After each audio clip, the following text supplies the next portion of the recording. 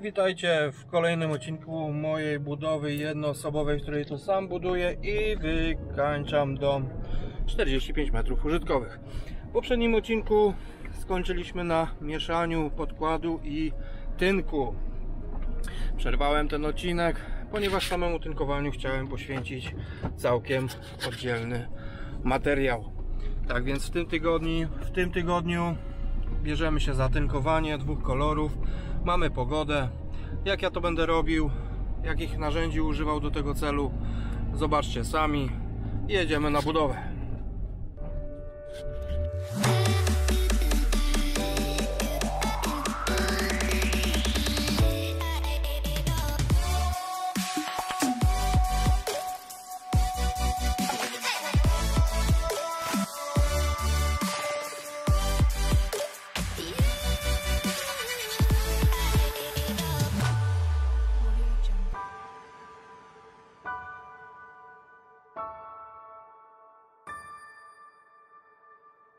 Okej, jak mam już wszystko zabezpieczone, przygotowane do tynkowania, przywiozłem sobie tą masę podkładową, którą porządnie wymieszałem. O, jeszcze w transporcie trochę bąbelek powstało, ale w to niczym mi nie przeszkadza. Kupiłem sobie nowy pędzel szeroki i tą właśnie oto masą podkładową maluję wszystkie moje elementy, które będę tynkował w tym kolorze. Ta masa jest jak farba, spowoduje to, że przy jakichś tam prześwitach podczas tynkowania nie będą one po prostu widoczne. Tak więc biorę się za malowanie.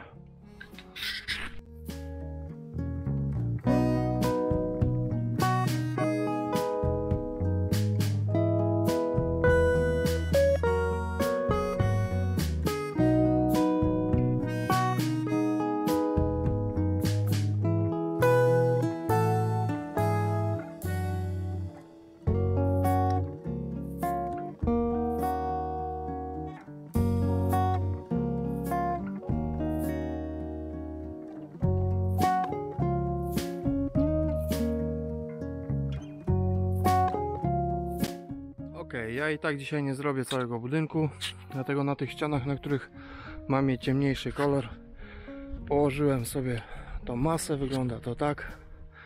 Tak więc zaczynamy od ściany, która nie jest nasłoneczniona. Nigdy się nie tynkuje ściany, na której pada bezpośrednio słońce, więc zaczniemy od tej. Tutaj za chwilę słoneczko też przejdzie, więc potem przeskoczymy na ten. Tak więc lecę dorobić tynk i zaczynamy zabawę. Z samego początku odcinka mówię wam, jadę dorobić tynk. Ale no przecież tynk jest gotowy, nie? Ale w moim zamyśle dorobić tynk, to słuchajcie, oznacza go troszeczkę uszlachetnić. Mianowicie kupiłem sobie takie coś, to jest Ceresit CT240 Winter. Są oczywiście innych firm, i Atlasa jest, chyba Ice coś tam. Co, mimo że zadają pogodę bardzo ładną, nie ma co ufać, jednak listopad to listopad, żeby tynku nie przemroziło, kupuje się taki uszlachetniacz. Tu powinno się całą setkę wlać na 25 kg. No mówię, u mnie nie będzie poniżej zera, poza tym mam tu już sprawdzoną metodę. Ja na takie wiaderko sobie połówkę tego wlewam. Do tego muszę troszeczkę dolać wody. Idę po wodę. Oto i woda. I leję jej, no tak, można powiedzieć, dobrą szklankę. No i co, wszystko teraz mieszam.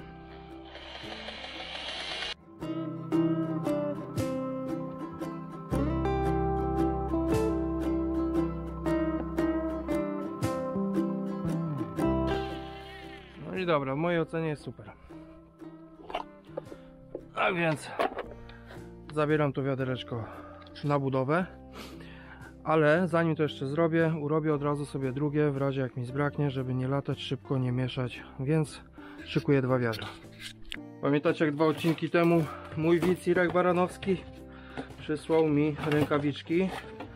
Dzięki, Ireczku. Dzisiaj właśnie biorę rękawiczki, bo do tego celu potrzebne mi są czyściutkie, dlatego że jak się coś wydarzy, no to muszę czystymi rękawiczkami je wziąć, poprawiać. Więc dzięki, Leczku, i lecimy na budowę. No dobrze, jak mój podkład sobie troszeczkę podeschł, jestem gotowy do tynkowania, no to zaczynamy tą zabawę. Więc może pierw coś o tynkowaniu. Mianowicie, jak wiecie, istnieją dwie technologie tynkowania. Pierwsza z nich to nakładanie na pacę tynku, nakładanie, potem zacieranie. Więc w całości trzeba nakładać, od razu zacierać, duże połacie robić, nie można przerywać. Jest to technologia no, tak zwana tradycyjna, tak jak tynki ręczne nakładane tradycyjnie wewnątrz budynku. Ale co? Są ładne, przytarte, lśniące, gładziutkie, jednak trudne do wykonania samemu. No i druga technologia, nakładanie natryskowo. Jest to przy użyciu pistoletu, kompresora. Ja w obu tych przypadkach potrafię ten tynk położyć, ale ponieważ ten cały projekt jest, żeby pokazać, jak samemu taki budynek robić, dzisiaj się skupię na tynkowaniu natryskowemu. Różnica między tymi tynkami jest taka, że podczas natrysku struktura jest bardziej widoczna, to ziarno jest widoczne na elewacji. Poza tym idzie to szybko, sprawnie. Jak ktoś by sobie tam chciał poćwiczyć, to może na jakimś kawałku. Ja będę tynkował tą ścianę. Ja tutaj mam troszeczkę czary mary, bo ja muszę przeskakiwać szybko z drabiny na drabinę. Zacznę od szczytu i będę bokami sobie szedł tynkował, żeby nie zostawić śladu. Więc tu nie będę trzymał kamery tej czołowej. Jak będę na ścianie bocznej, gdzie będzie niżej, założę kamerę czołową, pokażę Wam, jak tynkuję. Teraz co mi jest potrzebne do tynkowania? Jest mi potrzebny tynk, który umieszaliśmy. Mam dwa wiadra, jedno już tutaj sobie wystawiłem. Potrzebny jest kompresor. Nie pytajcie mnie, jakie tu jest amperaże. Możecie sobie o tynkowaniu natryskowym poczytać na YouTubie, poglądać, przepraszam. Ten kompresor kupiłem, ojej, żeby Was nie skłamać, 15 lat temu. No może przesadzam, ale 10 to na pewno, bo go kupiłem bardzo, bardzo dawno temu. On ma zegary zepsute, wszystko ma popsute, ale po uruchomieniu trąbi, gra i buczy. W ogóle mu olejów nie zmieniam, a żyje do dzisiaj i chcę pracować. Tak więc nie wiem, jakie ma ciśnienie. Wiem tylko, że jak odpalam, to ciśnienie wystarcza na moje tynkowanie. Jak widzicie, już trochę też różne rzeczy robiłem, bo on już jest cały pomalowany. Zazwyczaj są węże krótkie. Ja mam długi wąż. Prosty, nie spiralny, dlatego żeby on nie uciekał, o ścianę się nie walał.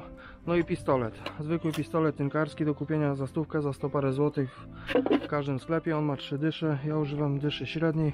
On ma małą, średnią i dużą dyszę. Ja używam dyszy średniej. Podłączam wszystko, bo szkoda czasu i zaczynamy tynkowanie. No dobra, tak jak powiedziałem, później Wam pokażę, jak tynkuję. Tynkuje się tak, trzeba być odpoczętym. Ja mam pistolet podłączony, kompresor nabity, tak więc ładuję, wskakuję na górę i zaczynam od narożnika.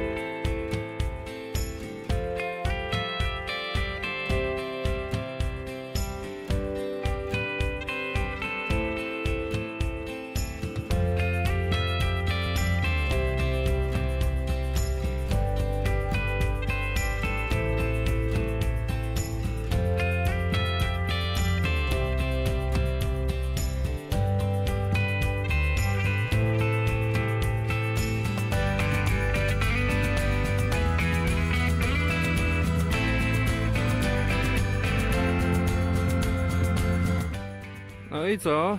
Pierwsza moja ściana wygląda tak. Myślę, że wyszło super, jak za tynk za 200 zł. Ona ma troszeczkę takie przejaśnienia, jak to mokra. Ale co, no nie wiem, czy struktura będziecie widzieć. Więc myślę, że wyszło fajnie. Wyszło fajnie, tak jak mówiłem, na tej ścianie nie pokazywałem wam tynkowania z bliska, dlatego że musiałem skakać po drabinie. Już przechodzimy na ścianę drugą. Od razu, póki towar jest, to lecimy z tą ścianką, a na tej ściance sięgnę tutaj spokojnie z ziemi, więc pokażę wam, jak to się ma przy tynkowaniu z dołu. Dobra, biorę sobie na drugą ścianę drabinkę z pistolecikiem, ponieważ ja lubię, jak ten pistolecik tutaj wisi, jest pod ręką, bo czasami trzeba go odłożyć, a potem jest lipa, nie ma jak, więc potem na wariata się to wszystko robi. Ok, idę po tynk. No dobra, ładuję sobie pistolet tynkiem. Nigdy nie staram się, żeby tynk aż tam zastało. Przestaję tynkować i nakładam kolejną partię, jak jest jeszcze coś na dnie w pistolecie. Staram się, żeby powietrze tam nie nachodziło. No nic, tak jak powiedziałem w wejściu przed tynkowaniem, trzeba być wypoczęty.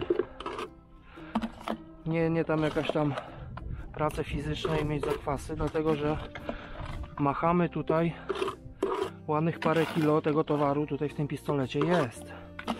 Więc to nie jest takie machanie paczką zapałek, tylko no trochę to waży. Mięśnie potem bolą, jak ktoś niewprawiony. I to nie jest tak, że stoimy z tym pistoletem, tylko musimy naprawdę cały czas machać. No i w ten oto sposób pierwsze wiaderko, chociaż to wiaderko i tak nie było do końca pełne, ale pierwsze wiaderko mi idzie. Dobra, nie będę tych śmieci już tam wybierał. No i co, zobaczcie, trochę tego towaru tu jest jednak, więc no nie ma jaj. Waży to troszeczkę. No i co? Nie celujemy pistoletu na wprost ściany. Nie za blisko. Mniej więcej około 25-30 cm. I pod lekkim skosem, żeby to uderzało i odpadało. Tak więc co? Odkręcamy pistolet na maksa.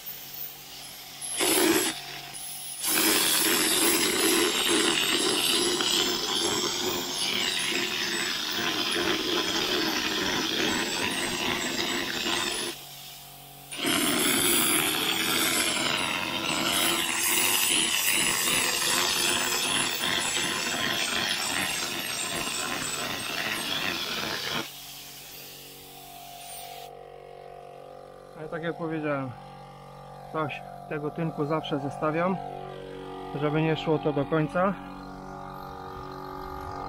No i ładuję następny. I tak z jednego kuboka się udało aż tyle wytynkować.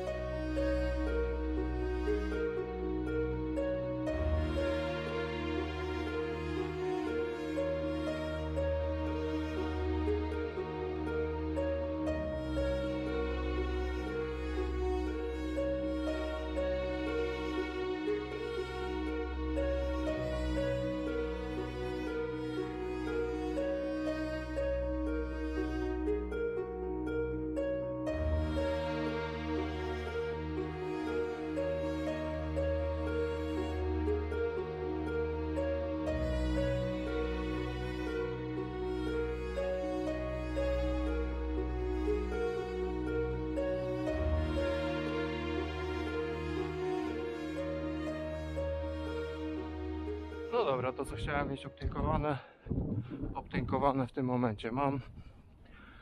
Tak więc zanim jeszcze zacznę myć pistolet, narzędzia, bardzo ważna rzecz, od razu zdejmuję taśmy, ale to od razu zdejmuję. O, tutaj może jeszcze być. Zdejmuję tą taśmę oddzielającą dwa rodzaje tynków, bo później ona pociągnie tynk i niestety, ale spowoduje, że ta taśma spadnie razem z kawałkiem tynku. Zrobi tak zwany zadzior. Ono ładnie sobie odchodzi. Jak najszybciej muszę się jej po prostu pozbyć.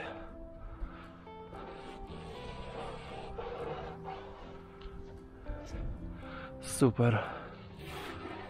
O, już tu pociągnę do końca. O, super, i zdołem. Dziękuję. Wszystko w temacie. Musiałem to zrobić, ponieważ gdy tynk wysycha, będzie po prostu ściągał. W tym momencie też mogę pozdejmować taśmy z okien, póki mokre, i też właśnie w tym momencie jeszcze to zrobię. No i tak to sobie wygląda po zdjęciu wszystkich moich taśm. Wystarczy domyć okno. O, zielone to pamiętacie, to było po tym okienku. To jest po zdjęciu wraz z tymi taśmami czarnymi. Tak więc myślę, że wyszło fajnie. No, okno naftą trzeba będzie, naftą. Tam ktoś pisał, że WD-40. Więc same okno, same mycie już sobie tam za kilka dni, jak to wszystko będzie skończone, a nawet za tydzień też się nic nie stanie. Dobra, myję narzędzia i na dzień dzisiejszy kończymy. No dobra, dzień drugi. Tynk jeszcze sobie schnie. Ja już sobie pozaznaczałem kolejne etapy. Po środku będzie jaśniejszy, na górze, na dole ta cała ściana będzie ciemniejsza. No i tutaj mam również już odcięte. Tutaj też wszystko ciemne i sam narożnik jaśniejszy. Jakoś mniej więcej tak. Zabieram się za malowanie.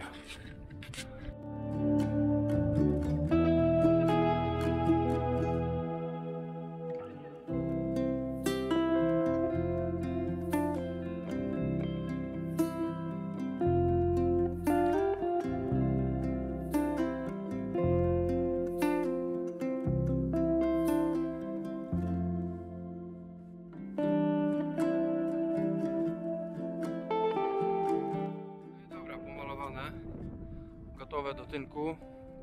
Teraz muszę tylko pooklejać okna, pomalować jeszcze glify i tynkujemy. Tak więc wygląda sobie tak. No dobra, okno zabezpieczone, pomalowane, wyschnięte. Tutaj tak samo okna pozabezpieczone. Tak więc tynk gotowy. Kamilek przebrany. Temperatura jest 10 stopni, 9-10 stopni. Nie jest źle. Deszcz się nie zapowiada, żeby padał. Też nie nadają. Ale jest taki trochę przejmujący wiaterek. Czasami jak dmuchnie, to idzie go poczuć. Mam nadzieję, że nie będzie wpływał na tynkowanie. Tak więc zróbmy to.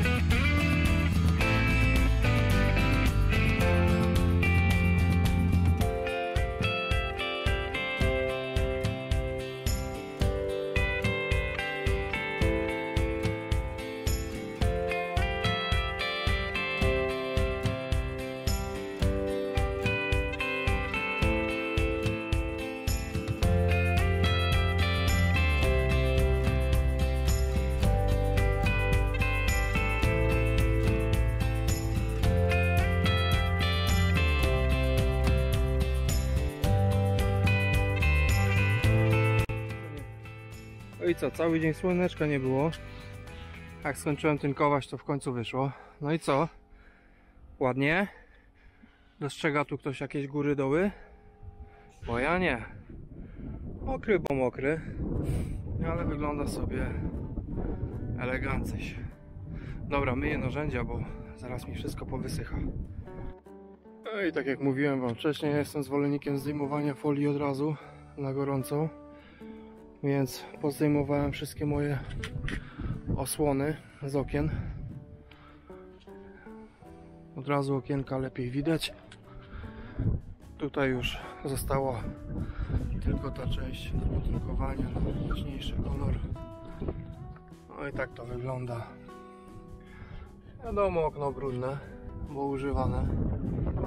Wiecie, o co chodzi. Zostawiłem taśmę z lewej strony. Słuchajcie, ja zostawiam tą taśmę jeszcze od czasu kleju. Tak więc ja sobie to wszystko naraz zrzucam. I dlatego mi wychodzi to tak ładnie, jakbym miał listwę okienną przykładać. O, zobaczcie. O. I co, parapeciki, wszystko do domycia, do umycia. Mam nadzieję, że jutro będzie odpowiednia pogoda, że będę mógł położyć ten biały kolor. I na końcu zostanie mi tylko jeszcze położyć kamień. Kamień też już odlany mam. Tak więc fajnie, elewacja praktycznie w tydzień czasu i będzie ogarnięta. No dobrze, kolejny dzień zmagań z tynkowaniem. Wczoraj tu nie byłem, nic nie robiłem, ale dzisiaj piękna pogoda, cieplutko, słonecznie.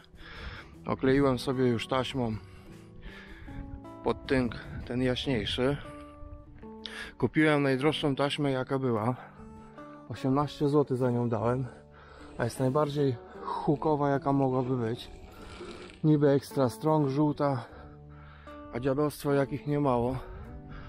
No niestety, muszę to w miarę szybko ogarnąć, żeby cały czas kontrolować, czy ta taśma mi się nie odkleja, żeby nic nie spierdzielić, bo jest naprawdę słabo. Tak więc co, masa i maluję.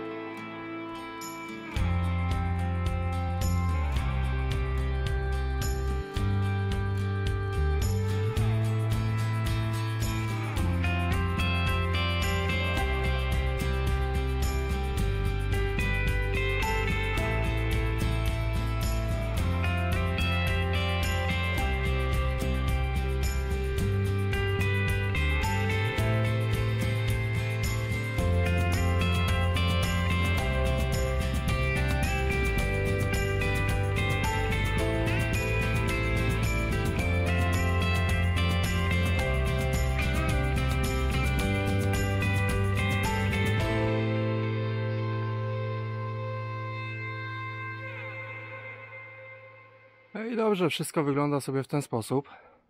Ja wiem, że złamałem zasadę i tynkowałem w słońce, ale uwierzcie mi, to jest jedyny dzień, najprawdopodobniej ostatni, kiedy mogłem wykorzystać na to tynkowanie, więc chciałem to wykorzystać, ale mimo wszystko takie kawałki to poszły w miarę szybko, więc tutaj się nie boję, że coś się wydarzy. Gorzej na ciemniejszych kolorach, to te przebarwienia potrafią być, tak jak tutaj zobaczcie, nie wiem czy kamery to uchwycą, ale są takie przebarwienia, one są spowodowane tym, że nie wyschło do końca i tu mam taki problem, ale to sobie poprawię z biegiem czasu. To też było spowodowane, że deszcz sobie z rynny tutaj kapał małym strumieniem, odbijało i jednak to było mokre. No i co? Tył ściany wyszedł w ten sposób. Tak jak wcześniej mówiłem, tu po zerwaniu taśmy mam teraz ten klej, ale niech to wyschnie, to ten klej sam odpadnie, więc uważam, że wyszło to bardzo dobrze. Wiem, nie zakrywałem okien, ale jak sami widzieliście na początku, taśma sama spadła. Tak więc wolę niestety poświęcić trochę czasu i to sobie ładnie wszystko doszorować, domyć, no niż walczyć z tymi taśmami fruwającymi, a jeszcze nie daj Boże, żeby mi to na tynk poleciało. No to niestety wolałem okna sobie trochę pobrudzić. Umyję się, co ma się nie domyć, to jest tylko taki odkurz, więc nie ma problemu z jego tam domyciem. Tak więc co, elewację uważam na dzień dzisiejszy za zakończoną, jeżeli chodzi o tynkowanie. No i mamy ładną pogodę, więc chyba wezmę się za klejenie kamienia elewacyjnego. No dobrze, jakiś czas temu osobom, które wspierają mój projekt, moim patronom, puściłem filmik wraz z recepturą, jak robię taki kamień elewacyjny. Tak więc osoby, które nie dostały tego linku, to ja tutaj powtarzam, odezwijcie się do mnie na maila, ja wam go puszczę. No i tak wygląda już wyschnięty kamień, gotowy. Powiem wam szczerze, że troszkę zbyt jasny ten brąz wyszedł. I chyba tą emulsję, co widzieliście, tym antracytem troszeczkę ściemnię i końcowe wykończenie zrobię troszeczkę ciemniejszym brązem. Tak więc zabieram ten kamień i jadę go kleić na elewację.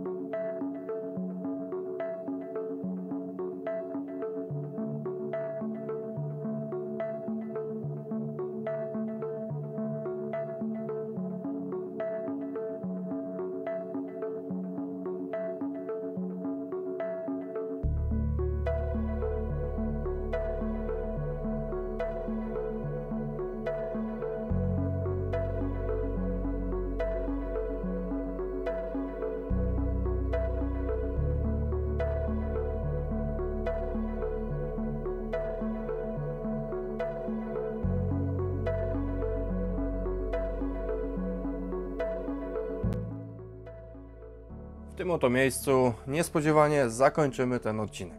Jest to spowodowane tym, że nie położyłem do końca tego kamienia, troszeczkę mi go zbrakło, muszę go dorobić, więc będzie na pewno na poniedziałek.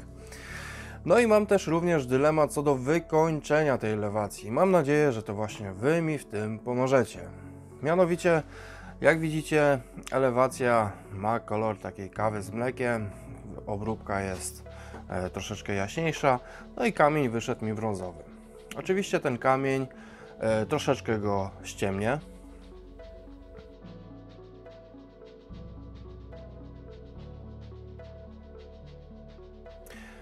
I w tym momencie chcę zrobić pasy.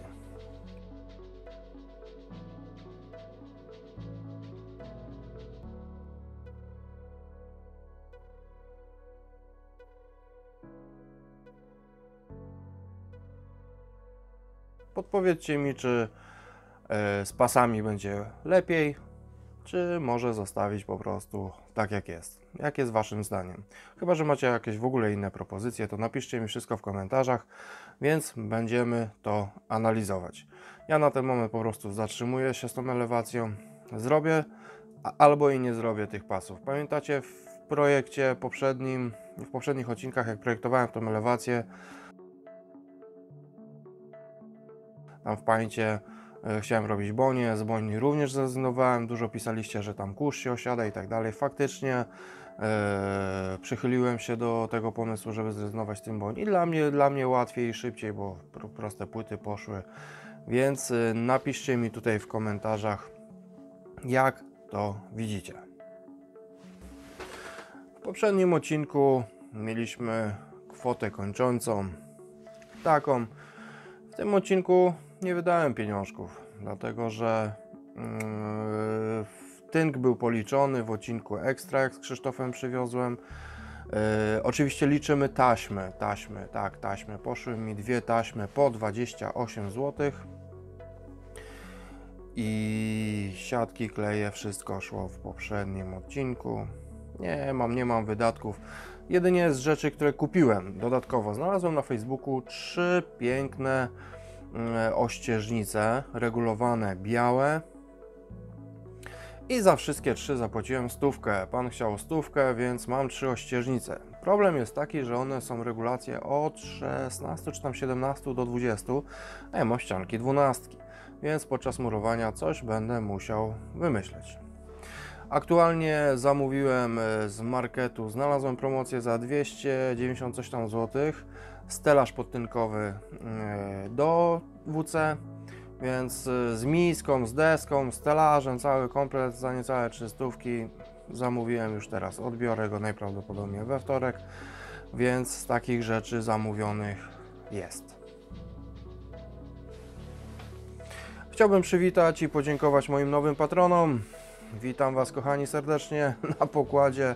Dzięki serdeczne za wsparcie. No teraz schodzę z elewacji, wchodzę w wykończeniówkę, a tam stan surowy, tam dopiero wykończy mnie psychicznie i finansowo, więc wielkie dzięki za wsparcie, jakie mi okazujecie. Zawsze możecie wesprzeć mój projekt, wszystkie szczegóły macie pod filmikiem, tak więc jeżeli ktoś by chciał, wielkie dzięki.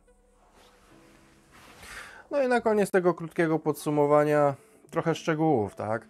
Jak widzieliście, biały pas nie mazałem podkładem, za to do tynku troszeczkę dodałem gruntu i to powinno jak najbardziej działać. Nie ma dużo tego tynku, więc on będzie się trzymał. Zabieram się po niedzieli za mycie, szorowanie tych okien i tak jak rozmawialiśmy, no pisaliście w komentarzach, najprawdopodobniej będę się brał teraz za podbitkę i oświetlenie tej podbitki. Dodatkowo pewnie w tym kamieniu zamontujemy jakieś lampy na zewnątrz, więc jeszcze chyba następny odcinek poleci, słuchajcie, z prac zewnętrznych, o ile pogoda się nie załamie. To jest chyba taki podstawowy warunek. Jak nie, no to już wejdziemy do środka, a na wiosnę się skończy to, co ma się skończyć na zewnątrz. Tak więc bądźcie ze mną. Kochani, prośba, dawajcie te łapki do góry, bo nie ma łapek i powiem wam szczerze, coś te filmiki ostatnio słabo idą. Co wam szkodzi? Dajcie łapkę. Dobra, wiem, nie będę żebrał. Jak chcecie, to dajcie je do góry, jak nie, no to dajcie w dół, no trudno, przecież to wasza opinia. Kochani, trzymajcie się, do zobaczenia w następnym odcinku. Cześć!